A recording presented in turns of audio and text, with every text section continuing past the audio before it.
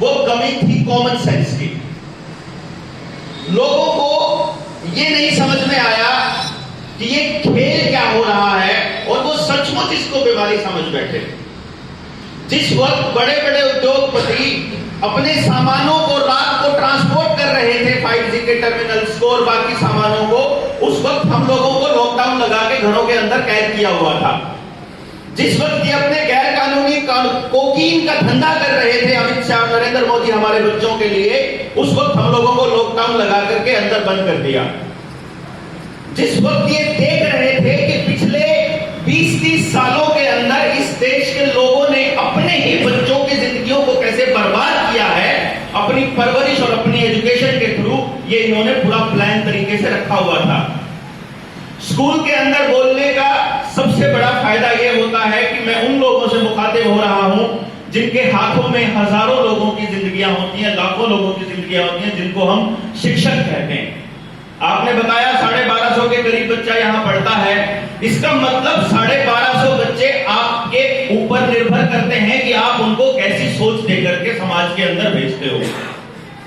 आज हमारा स्कूल कैसी सोच दे रहा है और किस तरह की परवरिश हम लोग कर रहे हैं कि बच्चा अगर माँ बाप की बात को नहीं मानता है, बच्चा अगर टीचर की बात को यूं का क्यों नहीं याद करता है और स्कूल के सिलेबस को यूं का यूं याद नहीं करता है, तो उसे निकम्मा, बेवकूफ या कमजोर साबित कर दिया जाता है।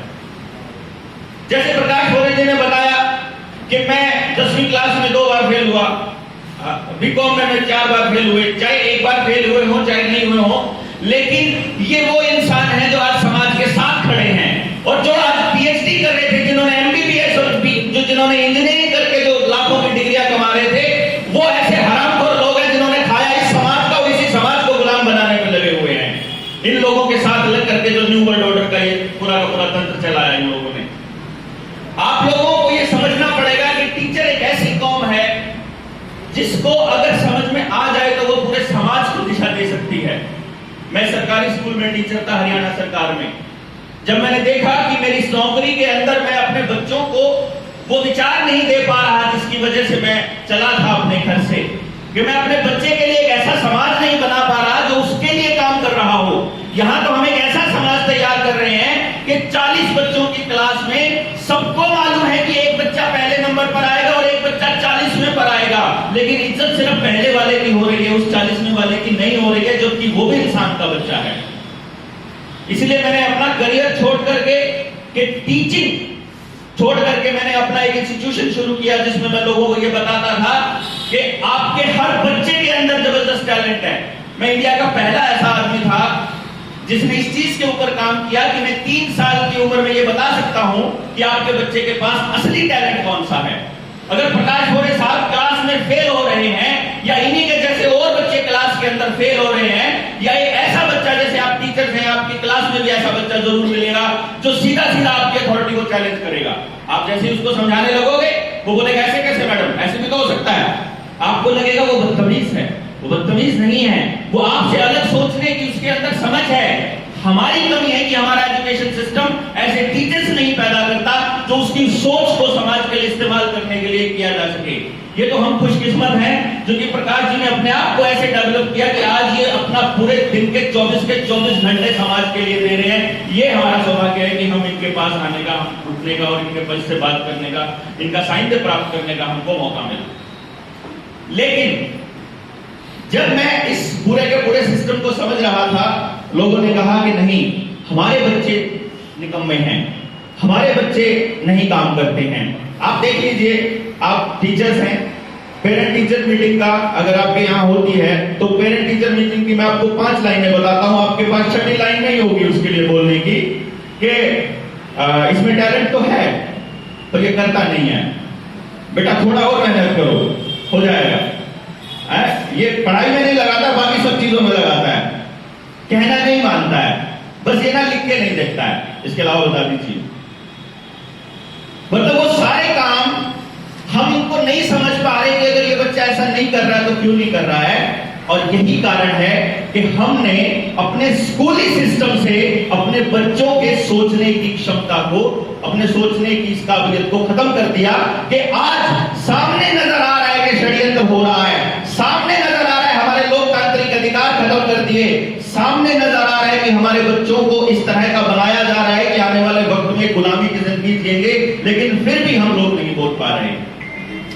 कितना कमाल की बात है कि मैं नौकरी क्यों छोड़ी, मैंने अपना इंस्टीट्यूशन क्यों बंद किया, क्योंकि मेरा ये मानना है कि टीचर कम से कम एक कौम ऐसी होनी चाहिए जो बगावती हो कौम के अंदर, समाज के अंदर, जो सिर्फ और सिर्फ बच्चे के बारे में सोचे। और आज हमारे बच्चों का भविष्य दांव पर है जिस तरह का ये षड्यंत्र चल रहा है। इसकी 4-5 चीजें मैं बताऊंगा। आप लोग क्योंकि शिक्षक हैं तो मैं ये उम्मीद करूंगा कि आप अपनी रिसर्च करेंगे घर जाकर के, क्योंकि अगर आपने अपनी रिसर्च नहीं करी और इस मैनेजमेंट की बात को आंख बंद करके मान लिया और मास्क लगा करके, टीके लगा करके अगर आप स्कूल में आए तो आप अपने बच्चों के लिए गुलामी का रास्ता तय करोगे। मैं इन्हीं के स्कूल में खड़ा होकर के ये बात कह रहा हूं, क्योंकि अगर आप यहाँ विरोध दर्ज कराओगे तो ये दर्ज आगे प्रशासन के आगे दर्ज कराएंगे कि पब्लिक नहीं मान रही है। अगर आप बच्चों को समझाओगे तो बच्चे अपने माँ बाप को समझाएंगे, तो वो विरोध जाकर के समाज के अंदर बड़ा विरोध बनेगा। वो विरोध क्यों बनेगा ये समझना बहुत जरूरी है। आज से लगभग 50 साल पहले अपने देश के अंदर हरित क्रांति का दौर आया। हरित क्रांति के दौर में किसानों को ये उत्साहवर्धन किया गया कि आप अगर ये जेनेटिकली मॉडिफाइड बीजों का इस्तेमाल करोगे तो आपको ज्यादा कीमत मिलेगी। आपको नहीं मालूम था कि वो जेनेटिकली मॉडिफाइड बीज जिनका पेटेंट करा रखा है रॉकफेलर फाउंडेशन ने और बाद में bill and Melinda Gates foundation ने, वो बीज बनाने वाली वही कंपनियां हैं जो पेस्टिसाइड बनाने वाली कंपनियां हैं। उन्होंने ही पेस्टिसाइड सप्लाई किए किसानों को। उससे पहले किसानों को ना ब्लड प्रेशर होता था 50 साल पहले, ना बीपी की भी ब्लड प्रेशर के साथ ना कोई हार्ट की प्रॉब्लम थी, ना कोई कैंसर था अपने देश के अंदर। और अपना देश एक ऐसा देश था, अपने लोग ऐसे लोग थे जो अपने आसपास के समुदाय से ही अपना पेट भर लेते थे और बड़े प्यार से शांति से एक दूसरे के साथ व्यवस्था के अंदर रहते थे। लेकिन दौर बदला, कुछ चीजें अच्छी हुई, लेकिन उस अच्छी चीजों की आड़ में जो हो रहा था वो हम लोगों को समझ में नहीं आया। हम लोगों को इतना आदी बना दिया इन चीजों के कि आपने हर चीज बाजार से खरीदनी शुरू कर दी। और धीरे धीरे जो समाज का सबसे संपन्न तबका था, जो समाज का सबसे बेहतर तबका था किसान, वो आज समाज के सबसे छोटे हाशिए पर जाकर के खड़ा हो गया। और ये हरित क्रांति का दौर जब चला, इसका असली मकसद था अपने देश की कल्चर को समझना। अपने देश के किसान किस तरह के बीज बोते हैं, कैसी खेती करते हैं, किस तरह का काम करते हैं, और उसके बाद कब काटते हैं, कब बोते हैं, कितना बीज लगता है, कितना पानी लगता है, कैसी मिट्टी है, उस सब का इस तरह से डाटा इकट्ठा करना शुरू किया।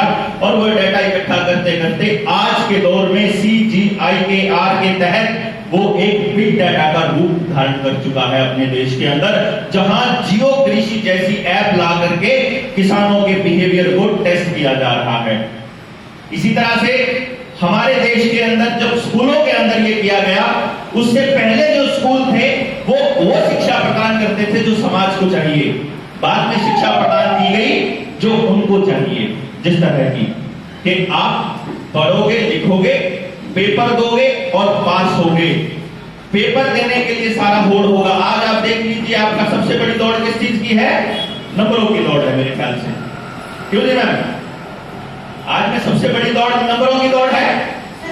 नंबरों की दौड़ के साथ हम ये भूल गए कि इनको सोचने वाले नागरिक कैसे बनाने हैं। आप अपनी खेती को कैसे उन्नत करोगे? आपको सारी टेक्नोलॉजी बाहर से ही क्यों लानी पड़ रही है? क्यों आपको लग रहा है कि ये देश आजाद है? गुलाम भारत का क्या खासियत थी? गुलाम भारत में क्या होता था कि यहां से कच्चा माल जाता था और बाहर से विदेशों से माल तैयार होके उसको फिर महंगे दामों पर हमको बेचा जाता था और उसके बदले में हमारी करेंसी को लूटा जाता था। देश को लूटने का ये तंत्र आज भी तो यही चल रहा है। आज आपके घर के अंदर इस्तेमाल होने वाली हर चीज, कपड़े से लेकर के मोबाइल और टेक्नोलॉजी तक हर चीज बाहर से बनकर आ रही है, लेकिन उस चीज को बनाने के लिए जो कच्चा माल चाहिए वो सारा अपने देश के अंदर मौजूद है। हमारे जंगलों के अंदर कोयला भी है, हमारे वहाँ हीरे की खान भी है, यहाँ सिलिकॉन भी है, एल्यूमिनियम भी है। शायद इस बात का तो टीचर्स को तो पता ही होगा कि भारत के अंदर सबसे ज्यादा एल्यूमिनियम पाया जाता है। अगर सबसे ज्यादा एल्यूमिनियम पाया जाता है तो भारत के अंदर इसीलिए बड़ी बड़ी वैक्सीन की कंपनियां खोली जा सकती हैं, क्योंकि वैक्सीन के अंदर एल्यूमिनियम हाइड्रोक्साइड जेल इस्तेमाल होता है जो बाद में आपके हार्ट को, आपके बॉडी के अंदर क्लॉटिंग बनाने का इस्तेमाल काम किया जाता है। ये इस देश के अंदर जब बिल गेट्स का बड़ा सा बयान आता है कि भारत के अंदर गिगेंटिक का मतलब विशाल काय mRNA बेस्ड फैक्ट्रियां खोलनी पड़ेंगी वैक्सीन की, तो उस बयान का मतलब आपको समझ आना चाहिए कि इसके पीछे का खेल क्या है। क्योंकि हम लोग एक ऐसी जनरेशन बना चुके हैं जो जनरेशन सोचती नहीं है। आप देखिए, आपको अपनी जिंदगी में बगावत करने के बारे में या समाज के बारे में सोचने का वक्त कितना मिलता होगा। मैं एक टीचर की जिंदगी जिया हूं तो मुझे मालूम है कि किस तरह से, और खास तौर पे मेरी वाइफ यहाँ बैठी है पूनम, ये भी टीचर थी, सरकारी स्कूल में साइंस की टीचर थी, इसने भी नौकरी छोड़ दी थी बाद में। ये सुबह 6 बजे निकलती होती थी, अगर दूर है इसका स्टेशन तो 5 बजे भी निकलना होता था कई बार जब बस इसकी दिक्कत आती है, और उसको उससे पहले अपने घर के आधे काम तो निपटा करके जाना होता था, है अपने बच्चे को संभालना, अपना घर संभालना, फिर जा करके स्कूल के जो काम है वो इतने ज्यादा काम है कि आपको सोचने की फुर्सत नहीं है। घर जाते फिर बच्चों का होमवर्क और परिवार को संभालना, तो आप तब समाज के बारे में सोचेंगे। इसी तरह से समाज का एक भी तबका ऐसा नहीं है जिसको सोचने का वक्त दिया गया हो। यही कारण है कि सरकारी तंत्रों के अंदर रोज रिटायरमेंट हो रही है लेकिन नई भर्ती नहीं होगी। नई भर्ती क्यों नहीं होगी? क्योंकि उनके ऊपर जो कर्मचारियों के ऊपर काम का प्रेशर रहेगा तो वो सोच नहीं पाएंगे, वो समाज के लिए बोल नहीं पाएंगे, समाज के लोगों में बैठ नहीं पाएंगे। आपको सोशल डिस्टेंसिंग क्यों दी गई? ताकि आप समाज के अंदर बैठो ना, ताकि आप समाज में बैठ के डिस्कस ना करो। आपको ये ऐसा क्यों कहा गया कि टच करने से हो जाएगा? और जो डेड बॉडीज हैं जिनको आईसीएमआर के प्रोटोकॉल के थ्रू इन लोगों ने दवाइयां दे दे करके मारा, वो दवाइयां दे दे करके जिस तरह से मारा, उसके बाद हमारे को डेड बॉडी को हाथ भी नहीं लगाने दिया, वो किस लिए था? ताकि पड़ोसी के घर जाए तो वो बता ना पाए कि हमारे आदमी को इन लोगों ने अस्पताल के अंदर मारा था जानबूझ करके, ताकि दहशत फैलाई जाए। तो इन लोगों ने पूरा षड्यंत्र रचा, पूरा खेल रचा, और हम लोग चुपचाप देखते रहे। आखिर में पहले ये वेव आई बूढ़ों तक, फिर वेव आई थोड़े कम बूढ़ों तक, फिर आई जवानों तक, और फिर अब ये कह रहे हैं कि यही इन्होंने वैक्सीन का तरीका अपनाया कि पहले बुजुर्ग और बुजुर्ग से कम और कम होते होते अब ये आगे हमारे बच्चों का। क्या आपको मालूम है इस वैक्सीन के अंदर जो ग्रेफीन ऑक्साइड है, जो एल्यूमिनियम हाइड्रोक्साइड का जेल है, जो इसके अंदर स्पाइक प्रोटीन्स हैं, जो mRNAs हैं, वो क्या करते हैं? क्या हमने कभी रिसर्च करी है इनका काम क्या होता है? क्यों सरकारें इन लोगों की, हम जैसे लोगों की वीडियोस को अपलोड होने से पहले डिलीट कर देती हैं? क्यों हमें बातचीत करने का मौका नहीं दिया जा रहा? जब सारी दुनिया को पता है कि स्कूल के अंदर जो बच्चा आ रहा है, स्कूल में आकर के आपने मास्क कंपलसरी कर दिया, लेकिन स्कूल से जाने के बाद जो बाकी के 16 घंटे वो समाज में, वहां तो बिना मास्क के रह रहा है, वो उन्हीं लोगों के साथ टच में है, उन्हीं लोगों के साथ संपर्क में है, उन्हीं लोगों का लाया हुआ खाना खा रहा है, बाहर से आया हुआ हर सामान ले रहा है, नोट ले रहे हो आप, हर चीज ले रहे हो जो समाज के अंदर रह रहे हैं। अगर ये होता और ये इतना खतरनाक वायरस होता तो आप सारे यहाँ लुढ़क चुके होते। लेकिन इन्होंने हमारी इस बात को काउंटर करने के लिए आने वाले वक्त में आपको लुढ़काने का इंतजाम भी कर दिया है। इन्होंने 5G के बड़े बड़े टावर लगा दिए हैं शहरों के अंदर। क्या हो रहा था कि आप किसी लोहे की चीज को टच करोगे, दरवाजे को, गाड़ी की खिड़की को, तो आपको करंट लग रहा था। उस साल जब अप्रैल मई के अंदर, जिस वक्त वो वेव पूरे जोरों शोरों पर थी, जहां पर वो करंट लग रहे थे वहीं पर लोग मर रहे थे। ये कोइंसिडेंस नहीं हो सकता। हमारे वहां पर रोहतक टिटोली के गांव के अंदर जब कलेक्टर को उन लोगों ने, गांव के लोगों ने ज्ञापन देके वहां बुलाया, और बुला करके 2 दिन जद्दोजहद के बाद जब वो टावर बंद कराया, लोग अगले दिन मरने बंद हो गए, जहां रोज के 6 लोग मर रहे थे गांव के अंदर। तब लोगों को समझ में आ गया कि ये सारा का सारा खेल जो है ये प्लानिंग चल रहा है। और जब अस्पतालों के अंदर डॉक्टर्स ने मिलने भी नहीं दिया अपने मृत जनों को, उनके जनों को, जो आदमी डेड बॉडीज थी उनको देखने भी नहीं दिया, तो वहां से हमारे कान नहीं खड़े हुए, वहां से हम और दहशत में आए। टेलीविजन आपको सारा दिन वो चीजें दिखाता है जो असल में आपसे काम की नहीं है। आपके बच्चे को कैसी जिंदगी चाहिए, उसके लिए रोजगार किस तरह से डेवलप होंगे, क्या नई तकनीक है, क्या नई खेती की तकनीक है, क्या आपकी जिंदगी के अंदर आप किस तरह से आप पेस्टिसाइड और इंसेक्टिसाइड खा खा करके आप अपने अंदर जहर भर रहे हो और आने वाले वक्त में आप कैंसर के लिए तैयार हो रहे हो, कैसे डब्बाबंद जो प्रोडक्ट है वो जा रहे हैं, और कैसे आपके आने वाले वक्त में नाक बंद करने का षड्यंत्र चल रहा है, ये आपको समझ में नहीं आ रहा। बैल हम जब कहने लगे कि भाई हम तो अपना अलग से जाके शहर से दूर जाके गांव में बस जाएंगे, अपनी खेती कर लेंगे, और अब अगर ट्रैक्टर टेक्नोलॉजी नहीं देंगे तो हम लोग अपना बैल इस्तेमाल कर लेंगे। मुझे तो कल बताया कि बैल को पालतू पशु की कैटेगरी से निकाल के सरकार ने पहले ही वन्य प्राणियों की कैटेगरी में रख दिया है, तो आप घर में उसको कैद करके रख ही नहीं पाएंगे। अभी एनफोर्समेंट अभी नहीं किया है उसका, ताकि अभी जो है किसानों में नहीं तो विद्रोह हो जाएगा। इधर से बिजली के नए कानून आ रहे हैं, रोज की रोज कोयले की कमी पड़ेगी इस बात की खबरें आ रही है, ताकि आप मेंटली तैयार हो जाओ कि जब पूरा का पूरा सिस्टम एकदम शट डाउन होगा तो आप उसके लिए पहले से तैयार होंगे। आप बवाल नहीं मचाओगे तो आपकी बिजली आने वाले वक्त में बिल्कुल ठप होने वाली है, क्योंकि फिर आपको सोलर के ऊपर जाना पड़ेगा, इलेक्ट्रिक व्हीकल्स के ऊपर जाना पड़ेगा। अगर आपने पेट्रोल और डीजल के दाम के ऊपर, सीएनजी के दाम के ऊपर बवाल मचाना शुरू नहीं किया तो ये आपको पेट्रोल और डीजल की गाड़ियां डंप करके आपको इलेक्ट्रिक कारों की तरफ धकेलेंगे। इनका हर वो कदम आने वाले वक्त में आपको शायद इतना भी नहीं पता कि यूपी के अंदर और मध्य प्रदेश के अंदर कुछ जिलों के अंदर बाकायदा पुलिस वालों ने अनाउंसमेंट करके, गांव के अंदर अनाउंसमेंट किया, शहरों के अंदर अनाउंसमेंट किया कि किसी को अपने बैंक का कोड मत दो, साइबर अटैक होने वाले हैं, आपके खाते जीरो हो जाएंगे। आई होगी आपके पास भी इस तरह की वीडियो।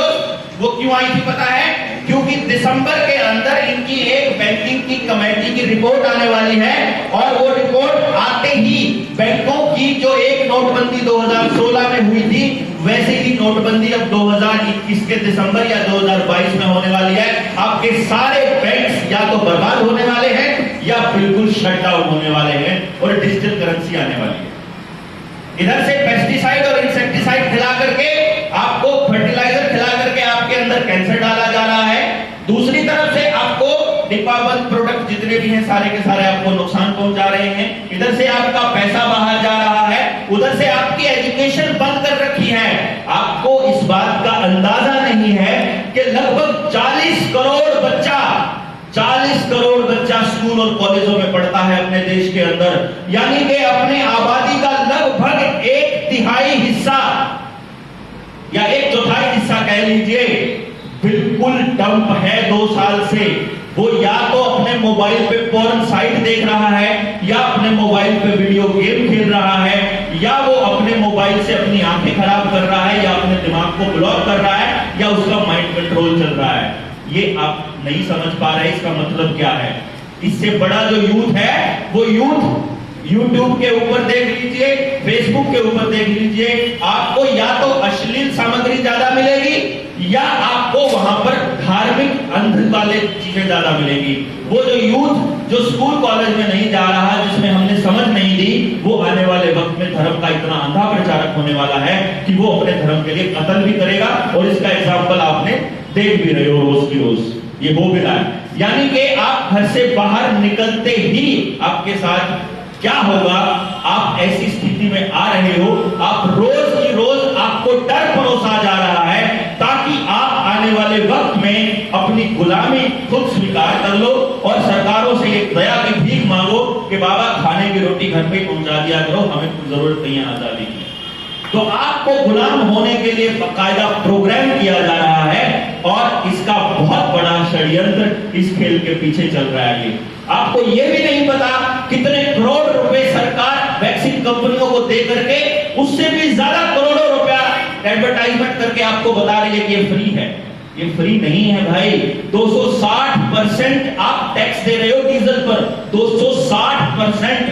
हमने 20%, 30% और 10% सुना था, 266%, 60% कभी नहीं सुना था। लेकिन हमारा जो जागरूक समाज है, जिसको जागरूक होना चाहिए, जिसको हम पढ़ा लिखा बोलते हैं, वही सबसे ज्यादा मास्क लगा रहा है, वही सबसे ज्यादा जहरीले टीके खुद को ठुकवा रहा है, वही सबसे ज्यादा अपने बच्चों को मरने की कगार पे लेके आ रहा है। जब आपके अंदर स्पाइक प्रोटीन चला जाएगा, तो वो जब एमआरएनए आपकी बॉडी में चला जाएगा, तो वो आपकी बॉडी को बताएगा स्पाइक प्रोटीन बनाने के लिए। स्पाइक प्रोटीन या तो कैंसर जमते हैं, आप क्लोटिंग होती है, जब क्लोटिंग होगी, वो क्लोटिंग अगर दिमाग में हो गई तो ब्रेन हैमरेज, वो हार्ट में हो गई तो हार्ट अटैक, वो अगर प्रजनन तंत्र में हो गई तो आप नपुंसक हो जाएंगे। वो ऐसे करके आपको धीरे धीरे साइड इफेक्ट आने शुरू होंगे। ये साइड इफेक्ट किसी को अगले दिन आएंगे, किसी को महीने बाद आएंगे, किसी को 6 महीने बाद आएंगे, किसी को 1 साल बाद आएंगे, किसी को 2 साल बाद आएंगे, यू नेवर नो। लेकिन जो आदमी 2-3 डोज लगवा चुके हैं, ज्यादा से ज्यादा मैक्सिमम 10 साल की उनकी आप लिमिट समझ के चलिए। क्यों?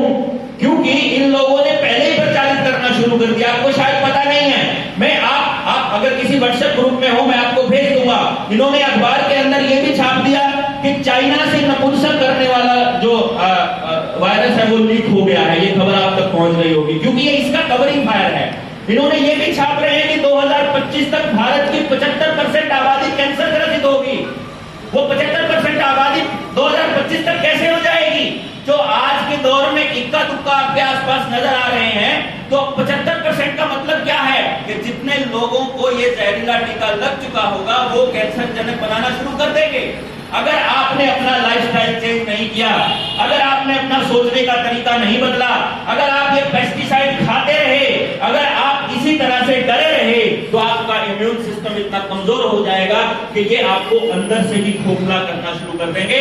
और ये तब तक चलता रहेगा जब तक आप या तो मर नहीं जाते या आप गुलामी स्वीकार नहीं कर लेते। डिजिटल करेंसी आ रही है, डिजिटलाइजेशन हो रहा है। आपको हर रोज सोशल मीडिया पर, फेसबुक पर जब भी आप ओपन करेंगे, आपको कैसी खबरें मिलेंगी कि 6ठी से ज्यादा बच्चों को कोडिंग सिखाओ, कोडिंग सिखाओ। अभी आईटी का जमाना है, ऐसा कहेंगे आईटी का जमाना है। कोडिंग क्या है? आने वाले वक्त में आपको कंट्रोल करने के लिए रोबोट्स आ रहे हैं, ह्यूमन इंटेलिजेंस, आर्टिफिशियल इंटेलिजेंस आ रही है ह्यूमन इंटेलिजेंस को कंट्रोल करने के लिए। दुनिया को इन्होंने सिखा दिया है, दुनिया को इन्होंने बता दिया है कि भैया बच्चे घरों में मोबाइल पर, टीवी पर पढ़ सकते हैं। तुम सोचिए, जब आपका अल्टरनेट इन्होंने निकाल लिया, टीचर से ज्यादा बढ़िया तरीके से कोई नहीं समझा सकता है समाज को। लेकिन अब अगर ये आपके बच्चों से पूछ ले, सोचिए अगर ये स्कूल के अंदर मानो 500 रुपया फीस दे रहे हैं और उन बच्चों के माँ बाप को अगर ये पूछ लें, घर में जाके चिट्ठी डाल दें कि भैया जी बताइए, आपको श्री शिवाजी स्कूल विद्यालय मुख्यालय अकोला वाले स्कूल में बच्चा पढ़ाना है 500 रुपया दे करके, या 100 रुपए में तुम्हारे घर पे सिलेबस भेज दें, तो क्या चूज करेंगे माँ बाप?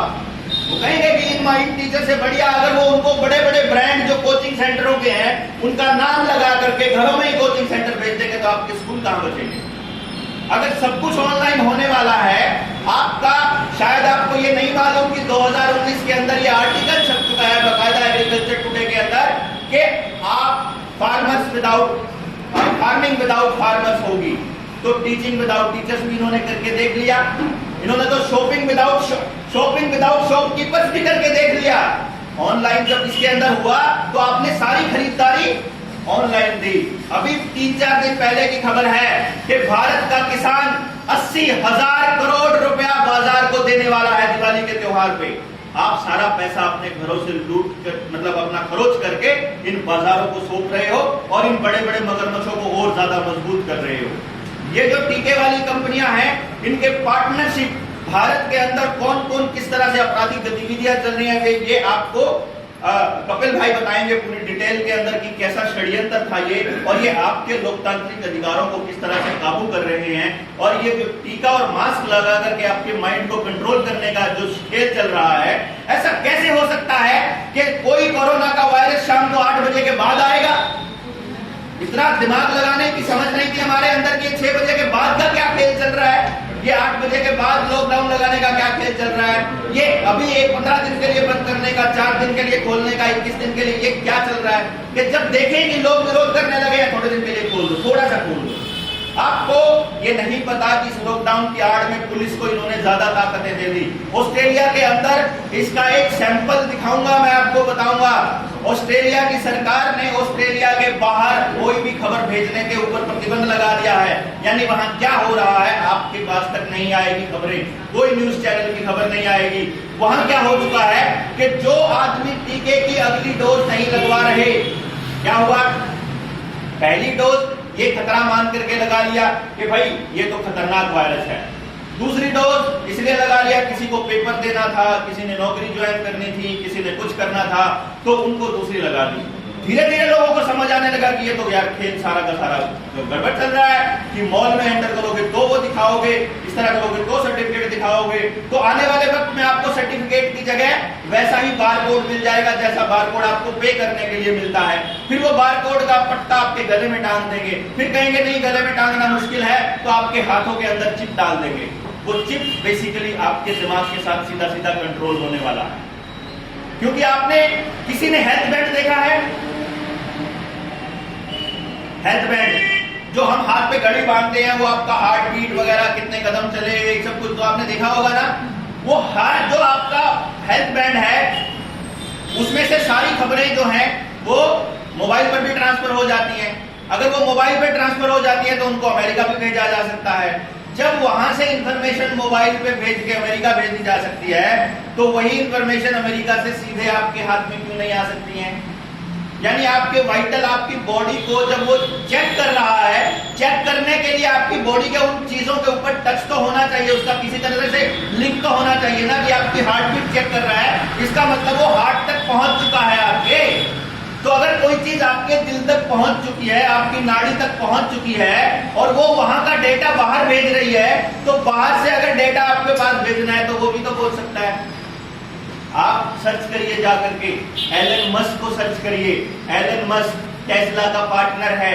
उसने 2015 के अंदर उसने एक कंपनी खरीदी थी जिसका नाम था न्यूरालिंक। न्यूरालिंक आर्टिफिशियल इंटेलिजेंस पे काम कर रही है। न्यूरालिंक ने आज से 5 साल पहले पब्लिक डोमेन में ये खबर रख दी थी कि हमने एक ऐसा सॉफ्टवेयर तैयार कर लिया है कि अगर आपको टेंशन है, डिप्रेशन रहती है, तो हम आपकी मेमोरीज इरेज कर देंगे जिन चीजों से आपको टेंशन रहती है।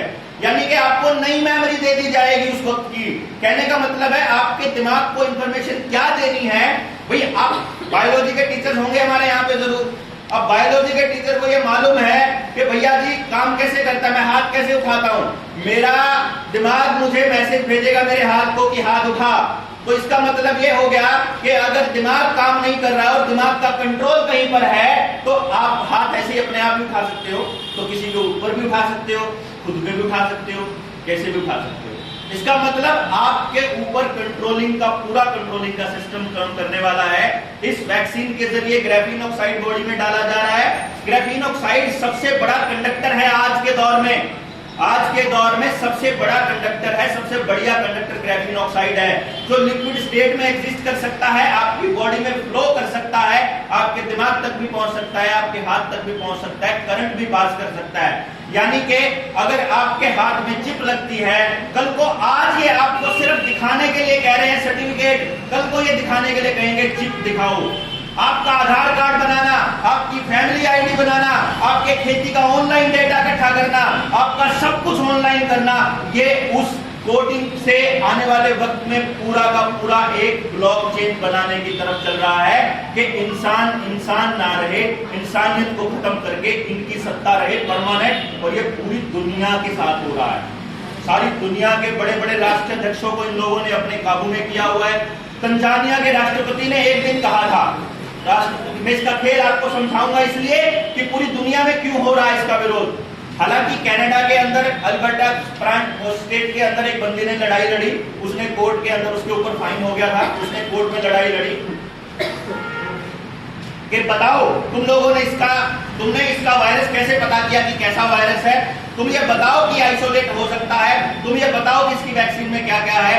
वहां पर कोर्ट के अंदर वो जीत गया और अल्बर्टा के अंदर अभी लॉकडाउन और कोरोना जैसी वैक्सीनेशन जैसी कोई चीज नहीं एग्जिस्ट करती है। ऐसे ही नॉर्वे, फिनलैंड के अंदर भी हो रहा है, बाकी दुनिया के अंदर भी विरोध हो रहा है, वो विरोध आप तक नजर नहीं आ रहा है। अब क्या हुआ इसके अंदर, मैं आपको बता रहा था कि ऑस्ट्रेलिया के अंदर का एक एग्जांपल मैं आपको बता दूं। वहां पुलिस को स्पेशल अधिकार दे दिए गए हैं कि आप अगर डिनाई करते हो टीका लगवाने से तो आपकी प्रॉपर्टी जब्त की जा सकती है।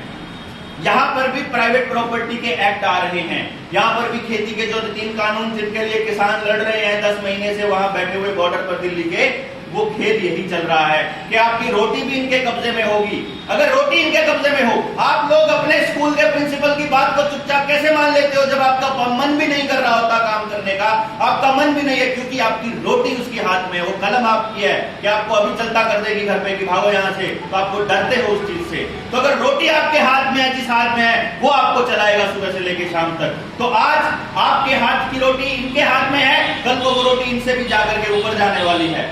40 करोड़ लोग होते थे अपने देश के अंदर गरीबी रेखा से नीचे, आज के टाइम पे 85 करोड़ लोगों को 5 किलो अनाज दे करके संसद के अंदर बड़े बड़े डबल से ज्यादा लोग गरीबी रेखा से नीचे आ चुके हैं।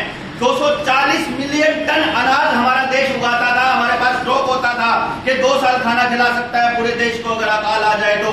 आज के टाइम में हमारे पास 100 लाख मीट्रिक टन से भी कम अनाज है। धीरे धीरे वो अनाज खत्म हो रहा है, किसान को उसकी कीमत नहीं मिल रही है, हर आदमी को कर्जदार बनाया जा रहा है। आप देख लीजिए, आपके पास मैसेज आएंगे, हफ्ते में 3 बार आपके पास फोन या मैसेज आएगा कि लोन ले लो, लोन ले लो, लोन ले लो, आएगा ना।